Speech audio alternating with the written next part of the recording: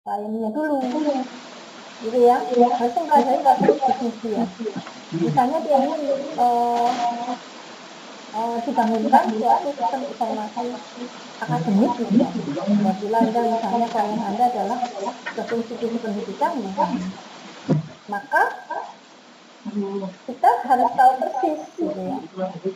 Proses bisnis di bidang pendidikan itu apa sih? Secara umum dan secara khusus yang berlaku di institusi klien kita tersebut. Karena gini, secara umum sudah ada panduannya ya proses bisnis akademik. Tapi untuk pengelolaan tersebut, pasti setiap institusi mempunyai keistimewaan. Nah, inilah yang menyebabkan si pengembang ini mempunyai analisis yang bagus untuk menentukan bagaimana sih sebenarnya pendekatan dari pengembangan yang akan digunakan untuk mendevelop suatu sistem. Nah, ini contohnya ya. Contoh kasusnya adalah sistem informasi rawat jalan poliklinik ABC. Jadi artinya kalau kita lihat kita lihat judulnya, yaitu misalnya perancangan sistem informasi rawat jalan poliklinik ABC, maka kita bisa menangkap di sini yang akan kita kembangkan adalah bukan suatu sistem yang kecil, artinya suatu sistem enterprise rumah sakit gitu ya. Karena kita tahu dalam sistem informasi rumah sakit atau poliklinik atau apa itu agak complicated sebenarnya. Tapi ini kan salah satunya aja, salah satu tangan, salah satu bagian dari fungsi suatu poliklinik, yaitu sistem informasi rawat jalan poliklinik ABC.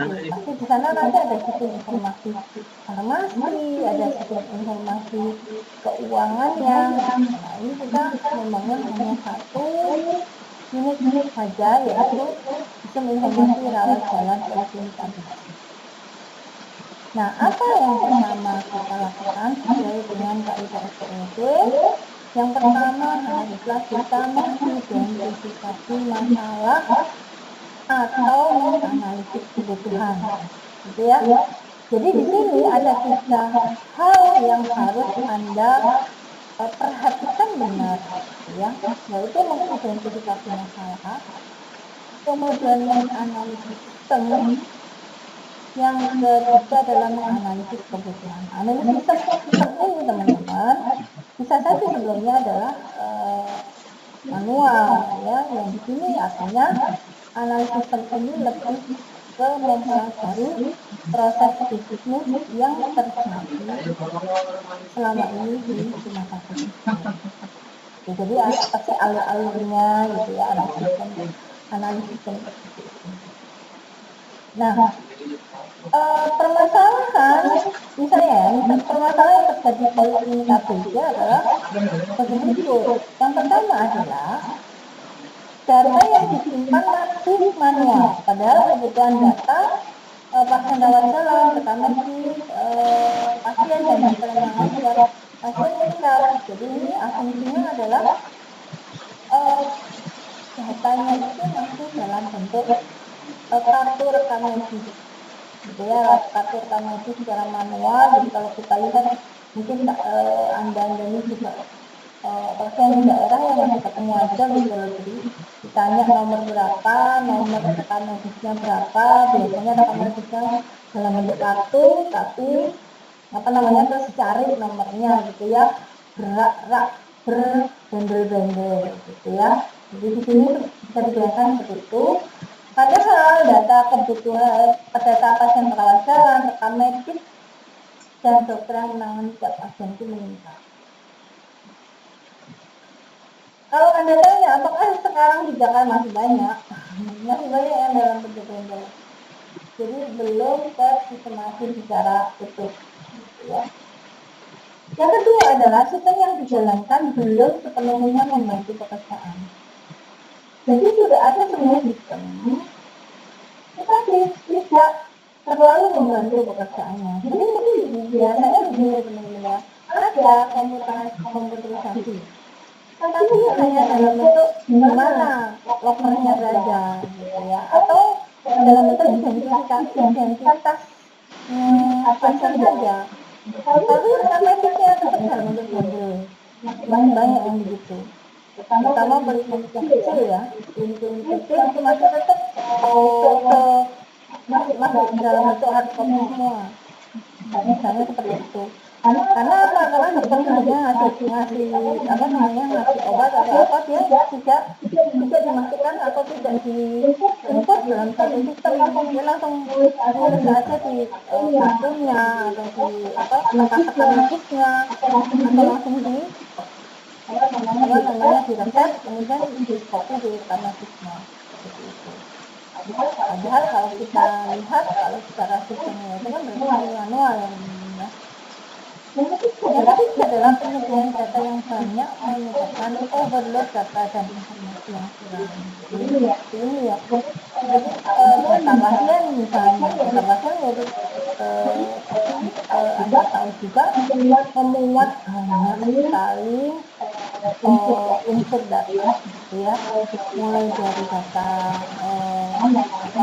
identifikasi, misalnya nomor pasien, nama, alamat, jenis kelamin, sampai hal-hal yang terkait dengan data medis awal pasien, contohnya tinggi badan, berat badan, kemudian ada riwayat penyakit, kemudian ada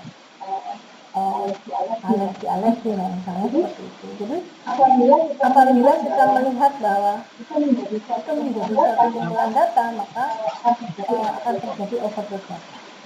Analisis dari identifikasi masalah didapatkan analisis sistem pada prediksi ABC adalah seperti berikut.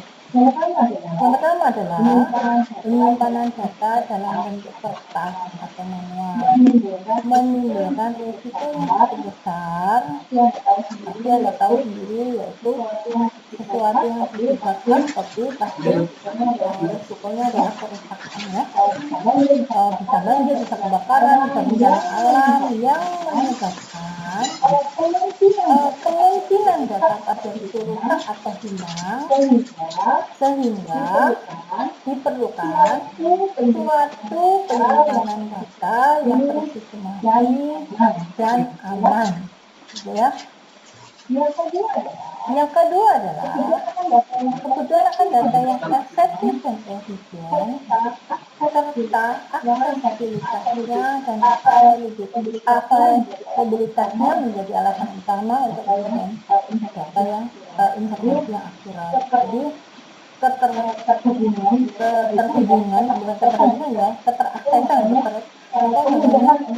kemudahan untuk mengakses data dan bukan cuma mudah ya, tetapi ada available ya. Jadi ini adalah kebutuhan data yang selain tersedia dan termasuk mudah untuk mengakses. Yang ketiga, data yang kurang lengkap menyebabkan informasi yang datang juga kurang karena data yang tidak tersusun secara sistematis dan susah aksesibilitasnya akan mengurangi nilai informasi dari data tersebut. Ini saya katakan ya. Jadi, pertama kalau data itu yang pertama adalah lengkap. Selain lengkap juga ada dan akurat ya. Updating, data itu adalah update akurat. Kemudian yang kedua adalah accessible, gitu ya. Jadi kalau datanya bagus, datanya akurat, ketinggiannya selalu updating, tapi accessible-nya kurang, maka dia juga menjadi kendala tersendiri dalam suatu proses. Apalagi aksesnya ada, tetapi data-datanya tidak lengkap.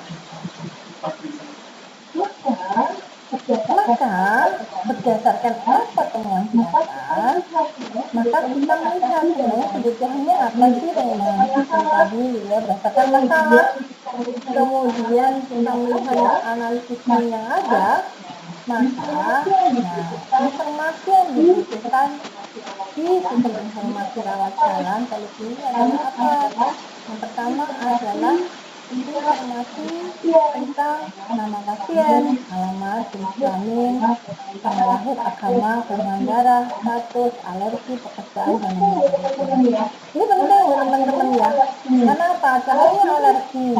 Alergi itu data yang harus pertama di-record sama dengan nama atau jenis kelamin. Karena ini penting loh. Hal seperti ini mungkin tidak penting pada suatu kebutuhan sistem di proses hidup yang lain. Tapi untuk sistem informasi yang terkait dengan kesehatan, yang pelayanan kesehatan, maka alergi ini akan masuk adalah salah satu yang di-announce di awal, gitu ya, ditetapkan di awal. Karena akan mempengaruhi bagaimana dokter atau para medis menentukan jenis perawatan atau penanganan. Yang kedua adalah kita butuh ya informasi tentang nama dokter, alamat, jenis kelamin, tanggal lahir, spesialisasi, dan nomor telepon. Kemudian yang ketiga, ini kemarin masih ingat nggak ini namanya apa? Kemudian ada yang ketiga, ada kita butuhkan informasi tentang nama obat, jenis obat, aturan pakai, harga, efek samping, kadaluarsa, takaran, dan sebagainya. Kemudian berikutnya kita membutuhkan data pasien, kemudian data dokter, keluhan, diagnosis, perlakuan, pemeriksaan, data obat, dan tanggal telepon. Selain itu, kita akan memasukkan nama petugas, alamatnya petugasnya, jenis kelamin, tanggal lahir, dan nomor telepon. Ini adalah staf administrasi atau staf petugas rumah sakit ya teman-teman ya, administrasi rumah sakitnya. Kemudian berikutnya adalah data biaya, di mana memerlukan data pasien, pemeriksaan, dan total harga obat. Nah, selain kebutuhannya, kebutuhan dari sistemnya, maka ada juga kebutuhan fungsionalnya. Jadi fungsi dari sistem itu misalnya yang pertama adalah adanya fungsi login untuk dokter dan petugas. Jadi pada waktu kita mengadakan atau kita membangun suatu sistem, maka harus masuk gerbang. Ya, jadi sistem itu kita tahu bahwa dia punya boundary, punya batasan. Jadi tidak semua sistem itu bisa diakses secara langsung. Kenapa? Apalagi sistem informasi poliklinik. Kenapa? Karena terkait data pasien. Kita tahu bahwa data pasien adalah data yang dilindungi, gitu ya. Jadi tidak semena-mena disajikan secara open source kepada masyarakat. Oleh sebab itu, hal pertama yang harus kita ingat mengacu pada asas kerahasiaan pasien adalah proses login. Jadi login itu gerbang teman-teman yang akan menyaring atau memberi hak akses pada sesiapa yang bisa mengakses data-data seluruhnya atau data tertentu. Yang kedua adalah proses pengelolaan data pasien, meliputi input, update, dan delete. Kemudian proses pengelolaan data dokter juga meliputi input, update, dan delete, karena ini adalah data yang mempunyai atribut yang sama, gitu ya. Kemudian proses pengelolaan data petugas sama ya, teman-teman, ada input, update, dan delete. Nah, mengenai proses pendaftaran pasien akan dilihat baik daftar baru maupun pendaftaran untuk periksa di lembaga user petugas. Jadi ini adalah usernya adalah staf administrasi. Kemudian proses searching atau pencarian data. Jadi pada waktu kita menghadapi aplikasi ini, kita yang kita lakukan adalah proses searching atau pencarian data, misalnya data pasien, data dokter, data petugas, data pemeriksaan, dan data obat. Kemudian proses pemeriksaan itu dilakukan oleh user, yaitu dokter. Kemudian proses pemberian obat dilakukan oleh petugas untuk diberikan kepada pasien. Nah, teman-teman, apa yang ada di sini, proses-proses apa yang ada di sini ini, fungsi-fungsi proses-proses ini akan kita pelajari pada waktu kita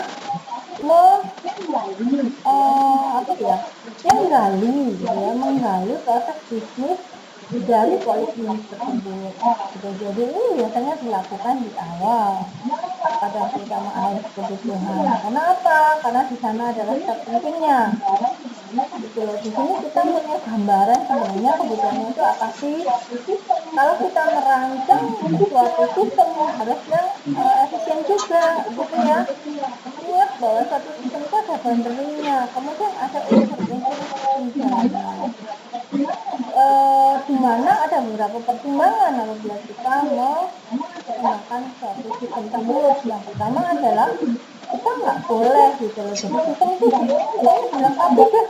Ya nggak boleh ya, harus ada boundary-nya, harus ada batasannya sistem itu.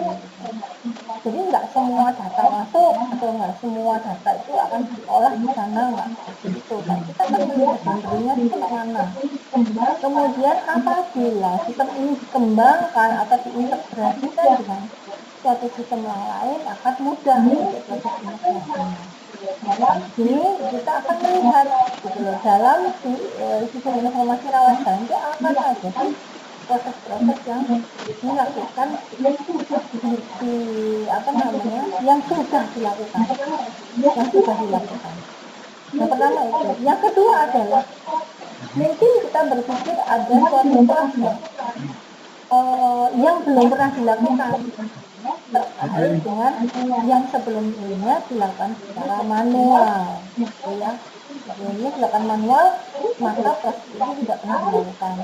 Tapi pada waktu kita beralih kepada suatu sistem informasi, maka proses tersebut haruslah dilakukan. Contohnya program teknologi. Pada waktu kita tidak maka pada waktu kita belum masuk ke satu sistem, maka nggak perlu login. Yang penting nomornya ada gitu ya. Nah ini contohnya ya teman-teman ya. Jadi ini contoh tampilan sistem informasi rawat jalan setelah asumsinya tadi setelah kita melihat di awal adalah analisis kebutuhan dan sebagainya, maka kita akan merancang ini desainnya. Ini kita mendesain seperti apa sih. Desain itu terkait dari apa saja menu yang akan kita butuhkan. Menu ini akan mempermudah kita memperlihatkan sebenarnya data apa sih yang kita butuhkan gitu ya, yang akan kita akses itu seperti apa. Kemudian sama juga ya, selain kita merancang, nanti mendesain juga mendesain dari database-nya. Nah mungkin seperti ini dulu ya teman-teman. Jadi di sini akan ada home, ada data petugas, ada kategori obat, kategori klinik, data tindakan, data obat, data dokternya, data pasiennya, pendaftaran pasien, rawatan pasien, penjualan apotek, laporan dan report. Ini adalah contoh dari suatu tampilan sistem informasi. Itu saja, ini cuma tampilan awal ya teman-teman. Nah di sini pada waktu Anda mendesain, maka tidak saja menu dan pengantarmukaan, tetapi juga kita akan melihat keterhubungan antara data satu dengan data yang lain. Yang kedua adalah kemudahan pengelolaannya. Jadi untuk adminnya kita juga akan merancangnya juga kan untuk adminnya ya, bagaimana secara mudah admin itu akan bisa mengelola suatu informasinya. Mungkin seperti itu teman-teman ya. apa namanya yang perlu kita.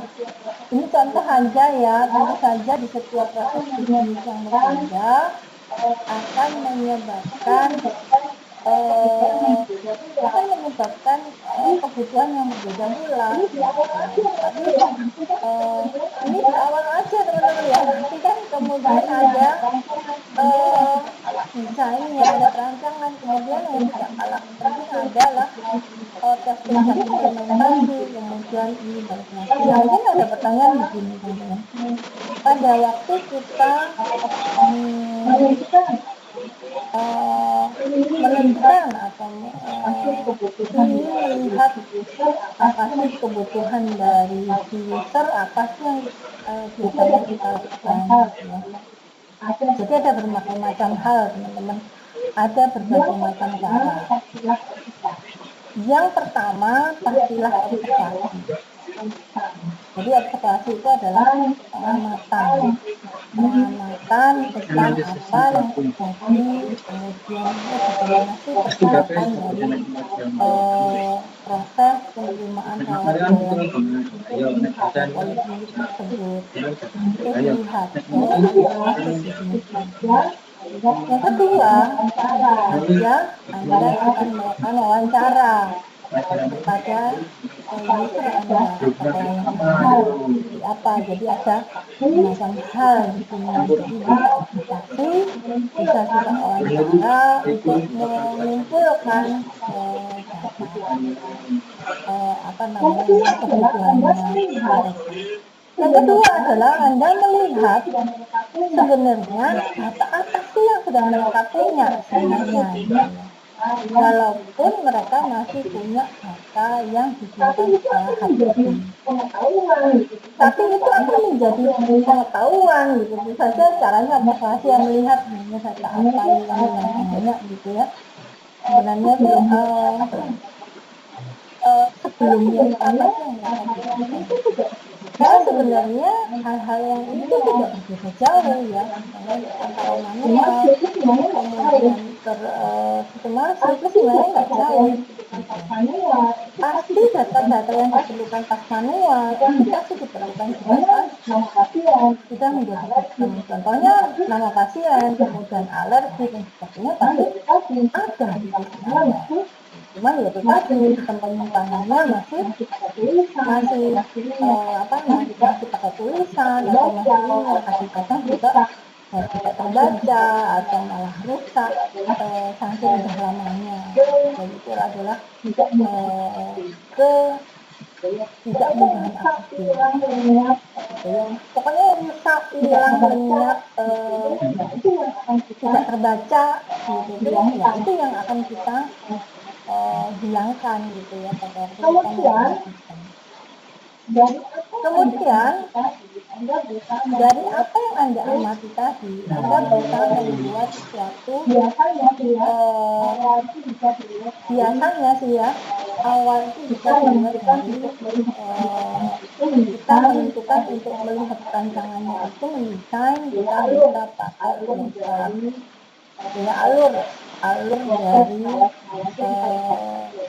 proses hal-hal yang kita lakukan. Flowchart ini membantu teman-teman yang membantu kita dalam menentukan seperti ini dulu gambaran umumnya. Kalau ada pasien datang terus ngapain? Apa sih yang sebenarnya dia lakukan biasanya sebagai pasien itu apa sih? Oh dia harus begini, kemudian dia harus melapor ke sini dulu, misalnya daftar ke sana. Apakah pasien tersebut pasien biasa, reguler atau obesitas atau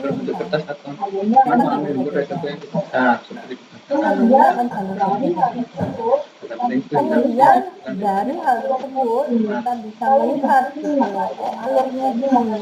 Kalau ini maka ini, kalau ini maka ini. Nah, itu hanya bisa digambarkan secara baik apabila Anda mempunyai flowchart. Dan flowchart ini teman-teman harus diverifikasi. Jadi setiap langkah yang telah Anda lakukan dari awal itu harus ada dua hal teman-teman. Yang pertama adalah verifikasi dari user. ada verifikasi dari klien. Karena cara verifikasi biasanya kita pada waktu kita kunjungan atau apa ada berita acaranya dan tanda tangan dari yang bersangkutan. Yang kedua adalah terdokumentasi secara baik.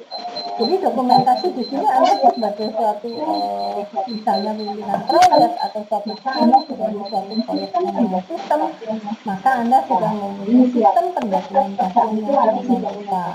Jadi suatu step-step pekerjaan itu harus didokumentasi. Mengapa? Karena tentunya pada waktu kita mengembangkan suatu sistem, pada dasarnya kita tuh nggak project, gitu ya. Nah, project itu pasti, gitu teman-teman ya. Kita namakan project itu apa? Karena ada batasan waktu, biaya dan tenaga. Maka kita harus mengendalikan manajemen itu semua. Jadi yang kita lakukan itu jangan sampai berulang, atau malah keinginannya si user ini berubah-ubah, atau tidak atas scope, tidak atas scope itu adalah tidak sesuai dengan perjanjian. Sebenarnya kita ini bikin sistem apa sih? Karena kalau kita nanti jangan-jangan kalau kita nggak paham scope ya, tidak tahu batasan atau pemberi project, maka Anda akan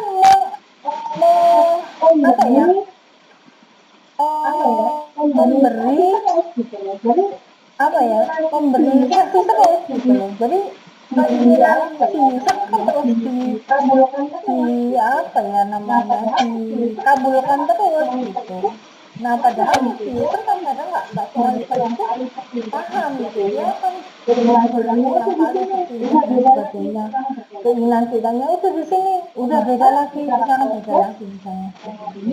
Maka secara project ini nggak akan selesai jadinya pekerjaannya ya. Kapan selesainya ini berubah-ubah terus. Dari menganalisa sistem aja udah berubah-ubah terus. Dari menganalisa kebutuhan perubahannya terus-terusan berubah atau malah meningkat melebar, tidak jelas gitu. Makanya di sini harus dijelaskan jelas. Iya, jadi ada dua hal di sini yang bisa Anda kontrol di sini melalui yang pertama adalah verifikasi dari usernya, yang kedua adalah dengan cara mengendalikan dokumentasi. Jadi kalau sudah stepnya ini ya sudah kita beranjak step berikutnya. Kenapa? Kita akan konsultasikan juga. Anda akan presentasi misalnya, di sini tentang nah di analisis kebutuhan yang sebagai di sini fungsinya analisis kebutuhan adalah sebenarnya basic perancangan ya teman-teman ya. Jadi kita merancang sistem itu berdasarkan apa yang dibutuhkan. Nah, makanya di sini itu penting banget gitu loh. Penting banget bagi kita untuk memastikan bahwa user yang mereka.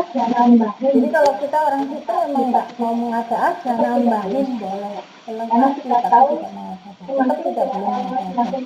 Karena kita tahu semakin kompleksitas satu sistem maka pengembangannya makin rumit dan semakin membutuhkan biaya yang mahal, biaya yang tidak sedikit.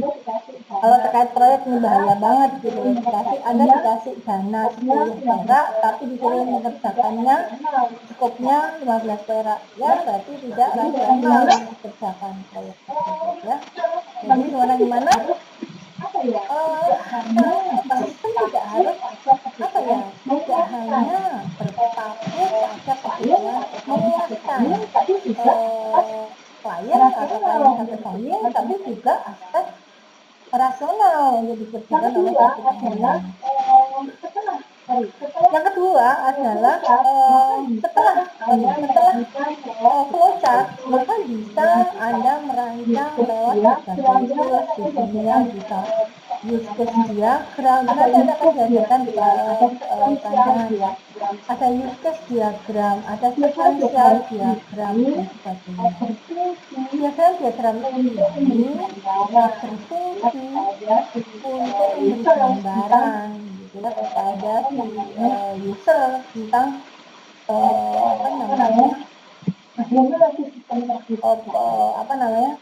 bagaimana sih sistem tersebut? Ada yang buat, Ini juga Anda yang buat dan Anda yang akan mempresentasikan, ya. Biasanya dalam tahap ini, maka supaya lebih mudah, maka pengembang itu sudah mulai memperlihatkan pengantar muka Anda. Pada waktu kita merancang, dan itu hanya sebagai identifikasi, ya. Maka user itu ada yang mengerti, ada yang bisa mengerti. Kalau orang sistem pasti tahu, terlirik, oh ya maksudnya ini, ya. Yusuf diagram seperti ini, terus cara belajarnya seperti itu, memahami. Tapi tidak semua user kita adalah orang yang paham bagaimana memahami suatu Yusuf diagram. Makanya kalau Yusuf kan mesti ada akalnya, kemudian apa saja yang ada di sana, pekerjaan apa aja yang dia akan lakukan misalnya. Nah, ini adalah kewajiban dari Anda sebagai seorang pengembang untuk menyampaikan secara jelas. Nah, supaya lebih jelas, biasanya sudah dilihatkan,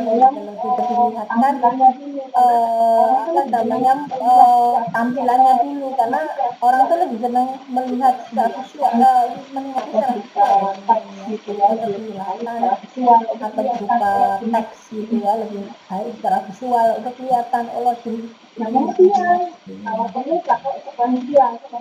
kemudian kalau perlu pakai sekuensial itu adalah diagram yang menunjukkan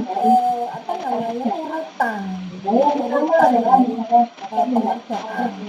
Nah, yang pertama adalah misalnya seperti daftar gitu. Itu adalah urutan nanti tidak akan pelajari di dari awal sini kalau sudah seperti itu. Nah, dari awal sini kalau sudah disepakati, nantinya dirancanglah suatu program.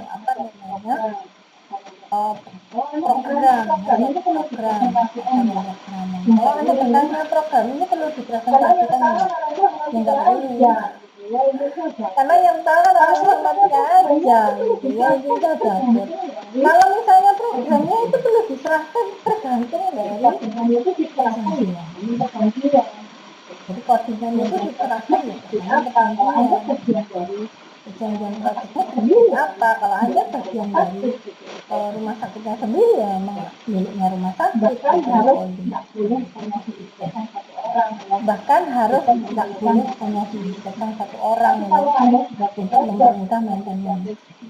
Tapi kalau Anda sebagai project, sebagai suatu menangani proyek, maka harus dilihat perjanjiannya terlebih dahulu. Nah, kemudian setelah selesai semua, setelah pengantaran selesai, maka ada tahap yang namanya testing dan implementasi, di mana sistem tersebut akan diuji, diuji dari macam-macam, mulai dari tampilan, kemudian dari proses yang dia bisa eksekusi, gitu ya, kemudian satisfy dari usernya, macam-macam, kemudian troubleshootnya seperti apa, kemudian itu adalah semua harus pakai testing. Nanti Anda akan juga mempelajari bagaimana ngetes sistem ini di mata kuliah testing dan implementasi. Jadi ada satu mata pembahasan sendiri sih, selain pemrograman secara apa nih, bagaimana perancangan database-nya dan sebagainya, itu akan diprogram sendiri, akan dipelajari secara. Nah, setelah semuanya selesai, diperbaiki lagi, diolah sana sini, barulah sistem tersebut akan diserahkan kepada usernya. Diserahkan kepada usernya. Nanti akan user ini akan menilai, gitu. Ini akan menilai seperti apa sih, sudah selesai atau ini adalah namanya penilaian. Mungkin itu yang bisa saya ceritakan secara umum ya, bagaimana peran Anda di seorang pembangunan apabila berhadapan dengan masyarakat. Masyarakat di sini bisa ada seorang user adalah user atau klien dari satu institusi, bisa juga user kita adalah masyarakat, gitu ya. User kita adalah masyarakat atau suatu bagian tertentu atau itu juga perorangan, gitu ya. Tapi jarang banget kalau perorangan ya, kecuali mengembangkan web paling itu pun sebenarnya itu pengubahannya kan kepada masyarakat, gitu ya. Bagaimana masyarakat secara umum bisa menikmati suatu sistem informasi.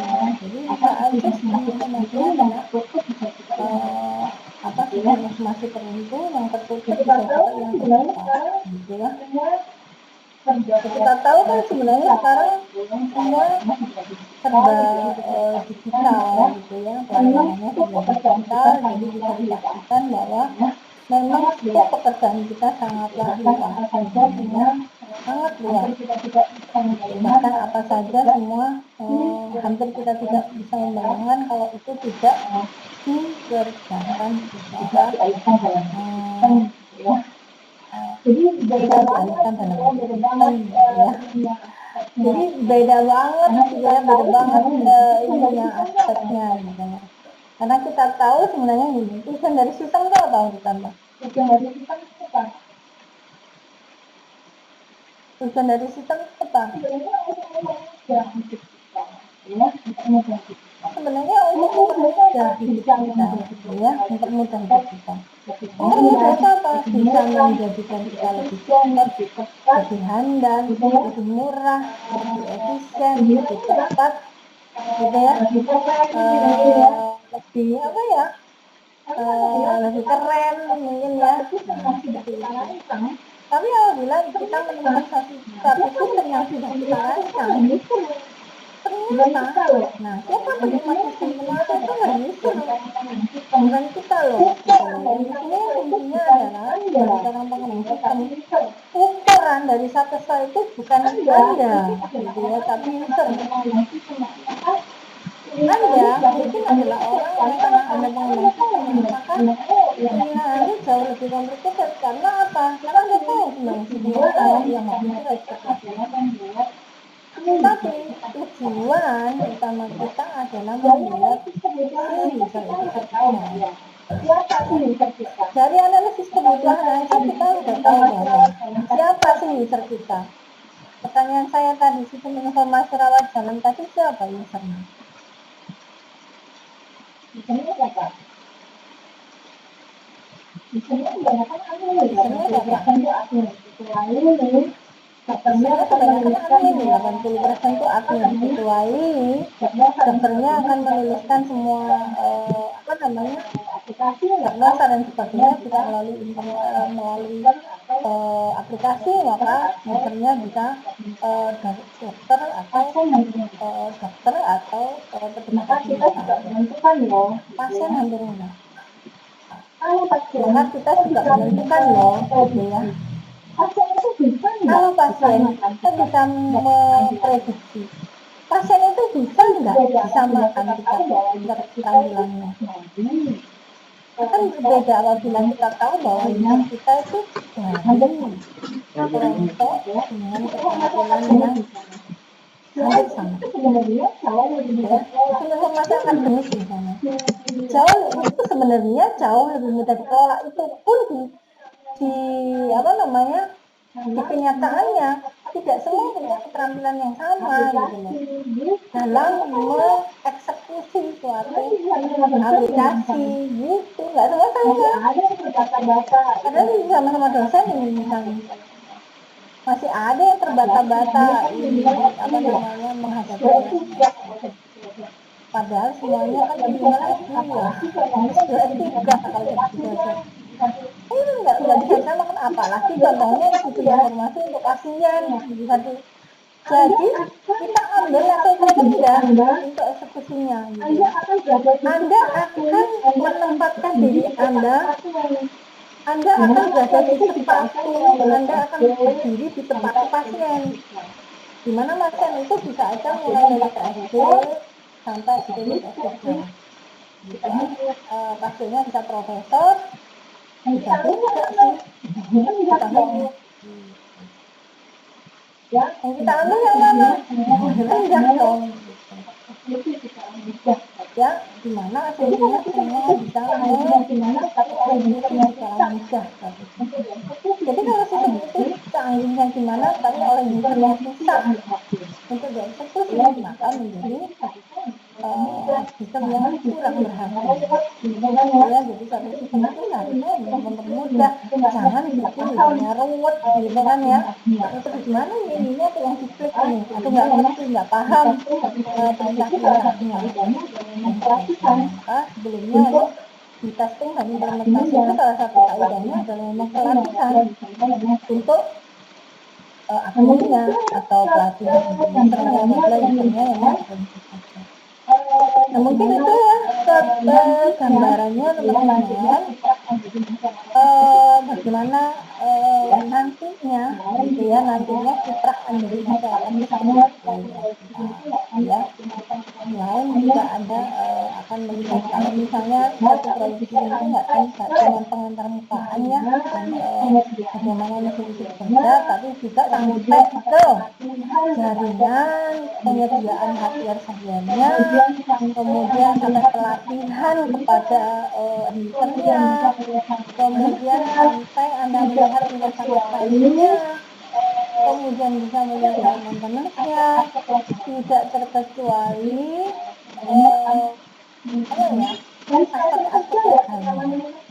Jadi semuanya akan dan stasiun kerja ya, kenyamanan kerja loh, itu termasuk dari contohnya ini, kalau Anda menangani suatu proyek sistem itu jangan dibayangkan cuma Anda yang penting visinya, gitu, visinya atau monitornya ada, enggak. Jadi yang kita pikirkan juga stasiun kerja. Bila Anda membayangkan yang Anda punya office gitu ya, jadi harus dilihat stasiun kerjanya. Gitu ya. Nah, itu ada di protokolnya ada ya interaksi manusia dan komputer di MK. Itu adalah satu apa namanya, satu topiknya adalah salah satu topiknya adalah aspek apa namanya, ergonometri gitu ya. Jadi apa namanya, ergonomik. Jadi stasiun kerja itu harus ergonomik. Kita bayangkan stasiun kerja untuk dokter pasti berbeda dengan untuk apa namanya, copywriter misalnya berbeda dengan orang yang kerjanya itu data. Maka di sini harus orang itu harus tahu usernya siapa, bagaimana stasiun kerja yang baik, scheduling misalnya, bahkan untuk scheduling yang canggih itu sudah dirancang gitu ya, suatu stasiun kerja terautomatisasi. Jadi sudah tahu nih kabelnya dari mana. Bahkan kalau kita lihat di bangunan modern, dari lantai yang apa namanya bangunan, dari lantai struktur ke lantai yang ada di untuk apa namanya, untuk existingnya itu akan berbeda. Jadi ada levelnya di mana dalamnya itu kosong sebagai kuatnya kabel, elektrisiti, kabel, kenapa? Supaya stasiun kerjanya aman, nyaman, dan sebenarnya memudahkan maintenance ke kabel. Belum lagi soal jaringan. Nah, ini seperti itu kan ceritanya. Sementara ini, baik, mudah-mudahan dengan penjelasan saya tadi, saya yakin Anda juga bukan orang yang kemarin sore ya, paham mengenai sistem ini. Pasti Anda sudah mengamati karena rata-rata juga sudah bekerja, dan pekerjaan di zaman sekarang itu nggak ada yang saat sistem manual ya, tidak ada yang saat sistem manual. Maka kita sudah bukan hal asing lagi, paling nggak bisa dibayangkan Sebenarnya suatu sistem itu sudah dirancang dari A to Z-nya. Gitu teman-teman ya. Ada yang mau ditanyakan nih?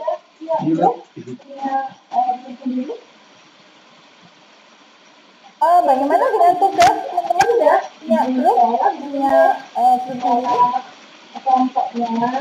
Oke, silakan ini ya, dikelola grupnya ya, dikelola kelompoknya.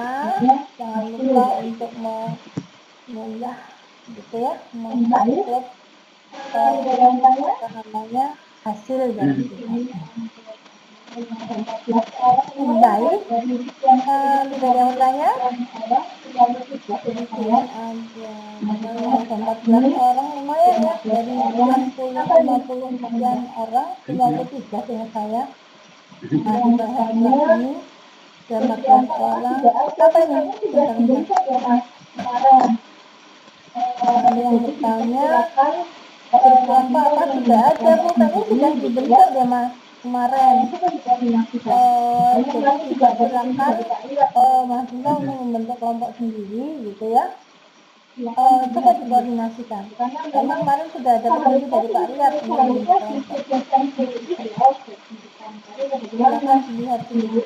Karena memang seharusnya di student and group ini adalah tapi kebetulan yang di PI 105 ini belum. Tuh, makanya kemarin tuh monggo aja silakan dibentuk sendiri. Bebaskan. Oke, teman-teman yang bertanya, coba dilihat di grup ya teman-teman ya, informasi tentang di WA grup WA mahasiswa, WA grup mahasiswa. Baik, mau ada yang bertanya lagi teman-teman? Ya, betul. Jika tidak ada yang bertanya lagi, ya betul masuk. Jadi bebas bikin sendiri atau bebas bergabung dengan siapa saja. Ini kemarin sudah tergabung. Jadi mungkin di sini berkenalan ya. Makanya ketika kelompok itu ya Anda juga kenalan, jadi nggak sendiri, selain ada saya juga ada teman-teman lain. Anda silahkan berkomunikasi sehingga selanjutnya kan mungkin aja Anda akan ketemu lagi dengan teman-teman di sini lagi. Mungkin biar adalah namanya terbiasa dengan kerjasama tim walaupun online, walaupun sinkron tetap aja namanya belajar itu termasuk adalah bekerja secara tim. Baik, kalau tidak ada yang bertanya lagi, mungkin saya tidak sampai kita sore ini.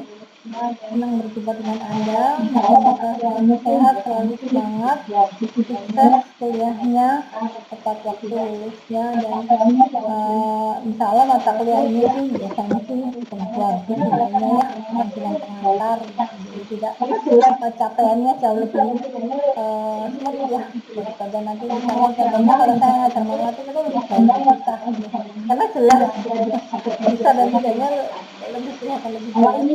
Kalau programan kelihatan banget antara bisa dan tidak ada dan tiadanya kelihatan.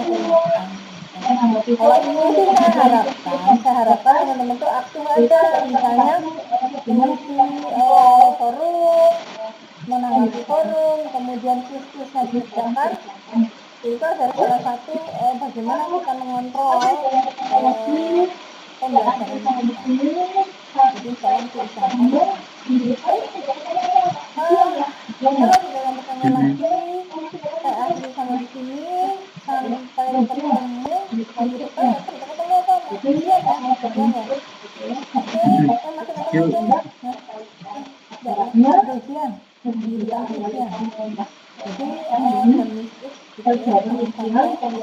enggak apa lupa caranya sehingga Anda lupa perjawaban ujian karena itu akan menjadi catatan. Baik teman-teman, terima kasih. Assalamualaikum warahmatullahi wabarakatuh. Selamat sore semuanya. Waalaikumsalam, selamat sore. Oke, Sindas ya. Ya, Bu. Makasih Bu.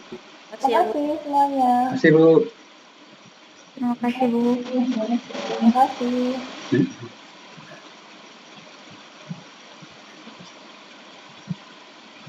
Makasih. Waalaikumsalam.